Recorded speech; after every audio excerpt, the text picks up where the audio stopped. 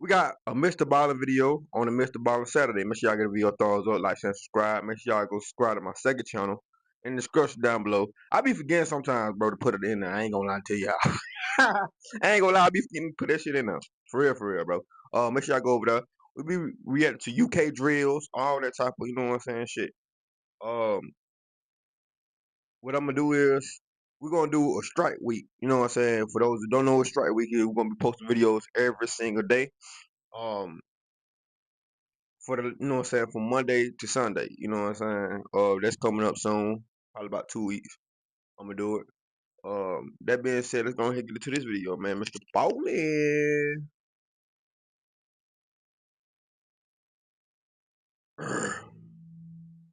One morning in late February of 1982, a 42-year-old man named Sam Drash was standing inside of his office, which was inside of a United Methodist Church building in Memphis, Tennessee. And as he stood there, he was frustrated. His arms were crossed, and he was staring down at an empty bowl on his desk. So Sam was the headmaster of an elementary school that was inside of this church. This church building was massive. It not only had, the main chapel and this elementary school, but there were also dozens of offices. There was a full gymnasium, a full kitchen, laundry facilities. I mean, this place was massive. As for Sam, he spent the majority of his time in his office doing administrative work for the Y'all know I'm in the South, so if y'all see a fly, just mind y'all bit. I don't even know how that motherfucker got in here. elementary school. And because he was at his Like, computer bro, all what? the time, just kind of doing his busy work, Bro, he found himself wanting to snack a lot. bro. And so he needed like a Oh, healthy yeah, you snack finna to die, binge bitch. on. And he found, mixed nuts were the things he liked to eat the most that were, sort of healthy. And so he always had this big bowl of mixed nuts on his desk that he always kept full. But this morning, when he walked into his office, this big bowl of mixed nuts was inexplicably empty. And he knew the night before he had filled the bowl up, and he didn't come in between last night and now, so, who ate the mixed nuts? And so feeling pretty annoyed, he said, all right, somebody must have come in here and taken them. Okay, fine. And so he left his office and headed to the kitchen to get some more snacks. When Sam went inside the kitchen, he saw the church's cook was at the counter cutting vegetables. And so Sam said hello to the cook and then walked right over to the pantry where the snacks were. He opened it up and he looked at the shelf where the mixed nuts always were, and the entire container was gone.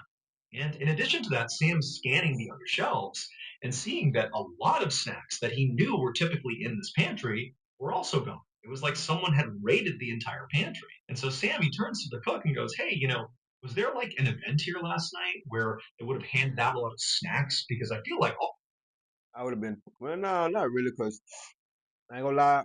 I was at with my exes. I was going to the church for like a couple months. When we were together, 2 months, 3 months. Well, a month. I ain't gonna lie. Like month two, I was going. So you know what I'm saying. That shit do be booming. Damn sure that first Sunday, and they be having goddamn cookouts at church. I ain't gonna lie to y'all. the snacks are gone here.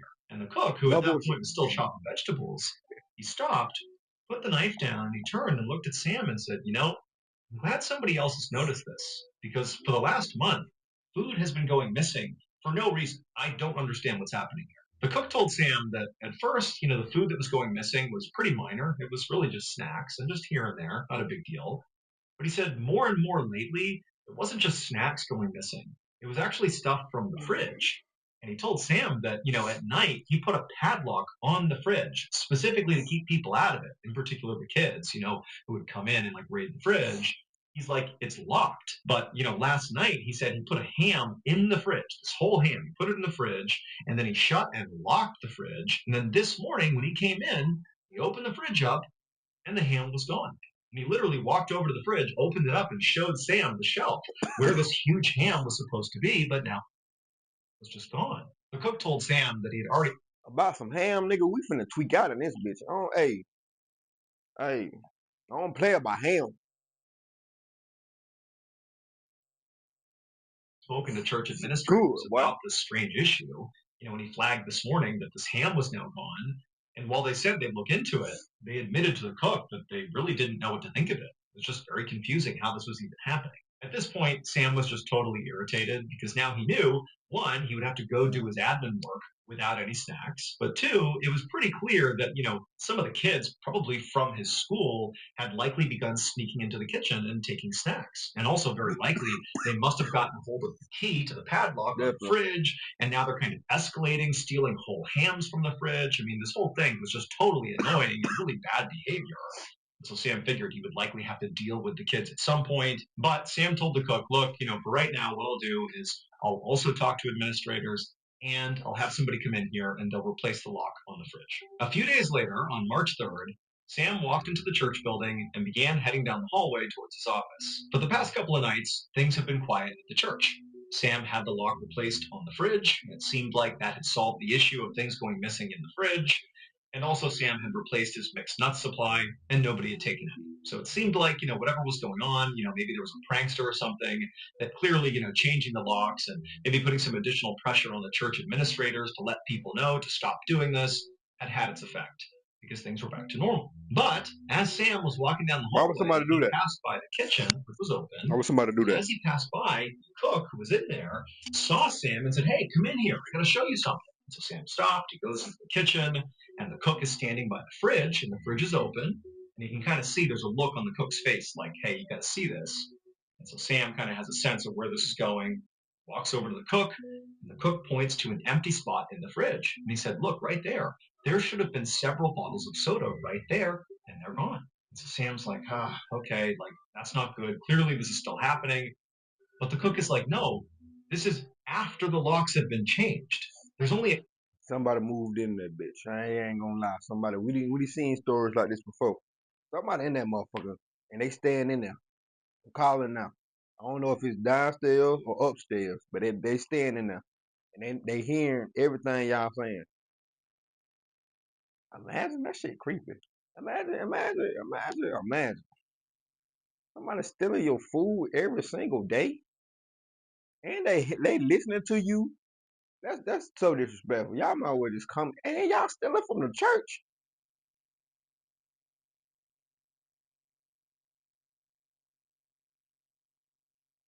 handful of people that have access to the keys, and it's like church administrators who definitely would not be taking this soda. So I don't understand how this is even happening. And Sam's like, yeah, you're right. Like, that does sort of change things. Like, how is this He happening? going to hell. But before Sam could ask any follow up questions, the cook was like, You got me, this brother. isn't all either. This is just one thing I've noticed. The other thing that's going on now, ever since we changed the locks, is someone is also beginning to mess with my personal stuff. He told Sam that every day when he was done in the kitchen, when he would leave, he would always leave his work shoes and his apron in one spot in the kitchen. He would leave them right there, he would leave, and then the next morning when he would come back, his things would be right there, he'd put them back on, and he'd get to work. But ever since changing the locks, when he had come into the kitchen, his stuff would be moved. His shoes at one point were on the counter when he came in, and his apron was put somewhere else.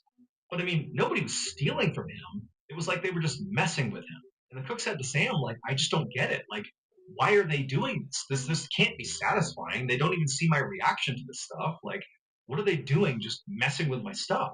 Sam was equally baffled by this. And he just told the cook, look, I'll talk to administrators again and see if there's anything we can do, change the locks again. I don't know, but I'll see if anybody can help us here because I really don't understand what's happening. And so Sam left the kitchen and headed down the hallway towards his office with the intent to go in there and write up a report about what had just happened and hand it over to the administrators. But when Sam walked into his office, he noticed there was something sitting right in the middle of his desk that had not been there the night before.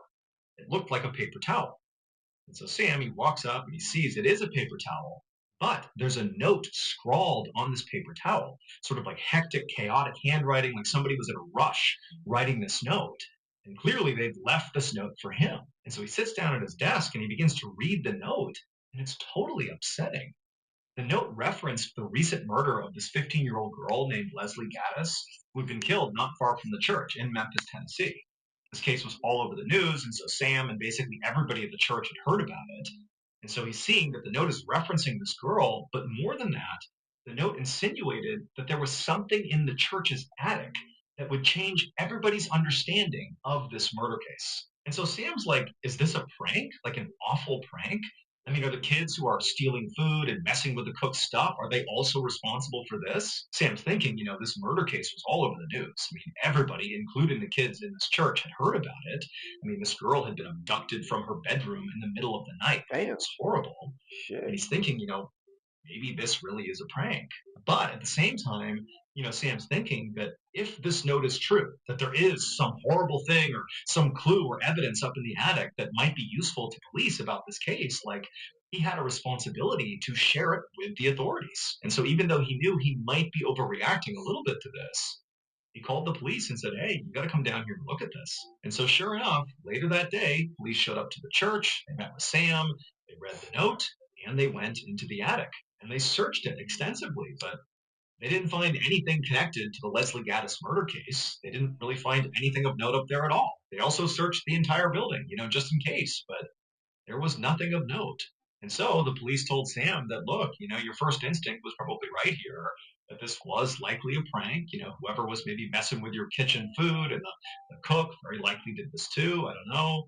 But, if anything serious happens, about this case or anything else, don't hesitate to reach out. But this does not seem like a big deal. And so the police left. And Sam is just left in his office thinking, like, what do I do here? I mean, like, he didn't know who was messing with the stuff in the kitchen or the cook. He didn't know who had written this note. But it really started to seem like, somebody was up to something, or multiple people were. And he just wanted to understand why. Like, why is this happening? Oh, no. Now, because mega famous on new subscription below. Over the next couple of weeks, food continued to go missing from the kitchen, despite locks being changed several more times. The church's cook continued to have his stuff messed with, and more notes, handwritten notes on various pieces of paper and paper towels, began popping up, not just on Sam's desk, but also on other church officials' desks. And these other church officials, when they got them, they were totally convinced that this had to be a prank. But for Sam, he just felt like, I don't know. I don't know if this is a prank. It's not really funny. It isn't like the person doing it is really getting any big reaction. It's just kind of creepy and unsettling that somebody is, launching this bizarre campaign against the church. And like it didn't add up. But, even though this is all happening for weeks at this point, the final straw, at least in Sam's mind, happened the previous Sunday when he and his family were at church and his son was sitting in one of the front pews and he grabbed a Bible and he opened it up. And sure enough, a note tumbled out of the Bible. It was one of those handwritten notes on a paper towel. And again, it referenced the murder of Leslie Gaddis. And Sam's looking at his young child, his young boy, reading this note, being like, what's going on here? And Sam's like, this is totally unacceptable. It's one thing to be leaving these notes for adults to find, but now like children are going to be reading these notes. Like that's not okay. And so on March 17th, so roughly about a month and a half after all this strange stuff had begun happening in the church, Sam went to the maintenance crew of the church building and told them he wanted to set up a stakeout because by this point Sam was starting to think, like, I don't know if just, some kid or kids from the elementary school are pranking the They church. catching on. It's been They going on catching for on. weeks now. It's sort of like dark at this point with these notes that are being left all over the place. Like, this doesn't really feel like just some kid. This actually feels like maybe an adult, maybe an out. Yeah, it got to be somebody. Writing long ass essays like that. No kids is not doing that. I'm telling you now. Me personally, I won't write long ass notes like that. I'm sorry.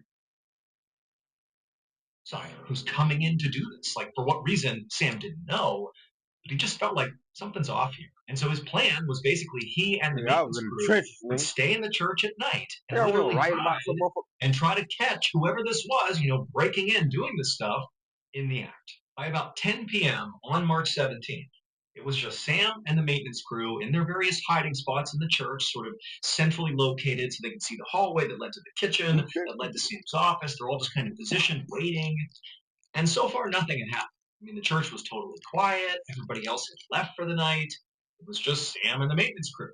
They're just kind of twiddling their thumbs, waiting to see what would happen. And at some point, the maintenance crew, they got really bored because there really was nothing happening. I mean, Sam was super motivated, but the maintenance crew was like, I don't know, I don't really care about any of this stuff. And so one of them decided to just, stretch his legs and just walk around the church, just to do anything other than sit here with nothing happening. And so he got up and he walked down the hallway and he's like kind of looking in each room and there's nothing going on. And as he was walking towards the nursery at the end of the hallway, he heard some movement coming from behind him. He turned around and he thought it was, one of the other maintenance workers or Sam, but no, he saw a light come on in the kitchen. So thinking, oh my goodness, maybe I've caught this person in the act. He charges down the hallway. He goes into the kitchen and he can't believe what he sees. It would turn out everybody had it wrong about what happened to 15-year-old Leslie Gaddis. She really was, several months earlier, literally taken from her bedroom in the middle of the night, taken out of her house. But she wasn't murdered. Everybody thought she had been, and the news acted like she had been, but she hadn't been. Instead, her kidnapper, 42-year-old Ernest Stubblefield, had taken her in the middle of the night and brought her to this church and had been holding her in the church's attic for the last 119 days. And during that time, Ernest had her at knife point and basically watched her near 24/7 to make sure she wouldn't escape. And the whole time he's telling What? her, don't worry, I'm going to get ransom for you. And as soon as I do, you'll be allowed to leave. That's But Leslie crazy. began to realize that ransom was not materializing, and it didn't really seem like Ernest had much of a plan. And eventually, he would just have to get rid of her. And so she knew, like, if she didn't save herself, she was likely going to get killed. And so, in the rare moments where Leslie was not being watched by Ernest, like, for example, when they were down in the kitchen and getting food after hours, they critically had been listening the whole time, and they would hear when the locks had been changed on the fridge, and they would see where the keys were being hid, and they would just sneak down, get the keys, open the fridge up, and they would eat. Well, when they were doing that, Leslie made a point of not just taking a little food for she and Ernest, but she would take a ton of food, like way more than two people would need. And she would tell Ernest, oh, it's just because, it's more for us. Really, what she was doing was trying Give her him best one to friend. signal to the people in the church that something weird's going on here, huge portions of food. And these dumbasses didn't even catch on. I would have caught on instantly, nigga. After that ham, I would have been on it. I would have been clocking everything. Boy, I would have spent the night at the church. Swear to God. Nigga, after that ham went missing, I done paid for. After that ham went missing, I done paid for. Nigga, it's over with. Nigga, I'm going to sleep here. Nigga, and I don't go to sleep. I don't go to sleep till sun up. I'm up all night. Sun up, I'm asleep. Nigga, I would have Are going missing. And then also she would, move around the cook's stuff, his shoes and his apron. And then in the very rare moments where she truly wasn't being watched, she would run off, grab a paper towel, and scrawl things like, my name is Leslie, I'm in the attic, and leave them on people's desks, hoping that that would finally get somebody's attention. But unfortunately, pretty much everybody in the church thought it was a joke, except for Sam. However, when he contacted the police and told them, like, hey, I got this note that sort of suggests that maybe Leslie is being held in the attic, well, they went up there and they searched the attic, and they didn't find her because Ernest had found a special crawl space in the attic that nobody knew about. And so she was just feet away from police, but they didn't know she was up there. But luckily, Sam did not stop. He continued to question what was happening, continued to think all this stuff was super weird. And so eventually he has this stakeout. And that maintenance worker, after being so bored, was doing his loop, saw the light come on in the kitchen, goes in the kitchen, and what does he see?